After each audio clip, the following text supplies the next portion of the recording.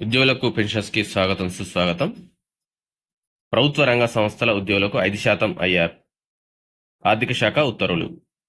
రాష్ట్ర ప్రభుత్వ రంగ సంస్థలు, స్థానిక సంస్థలు, సహకార సొసైటీలు, యూనివర్సిటీలో నాన్ టీచింగ్ వర్క్ ఛార్జెడ్ ఉద్యోగులకు ప్రభుత్వం మూల వేతనంలో 5% మధ్యంతర వృత్తిని మంజూరు చేసింది.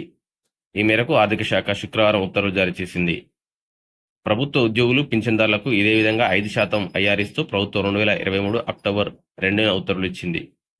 ఆ నిబంధన ప్రకారమే ప్రభుత్వ రంగ సంస్థలు, స్థానిక సంస్థలు, సొసైటీస్, వర్సిటీల ఉద్యోగులకు కూడా ఐఆర్ ఇవ్వాలని తాజా ఉత్తర్వుల్లో సూచించింది.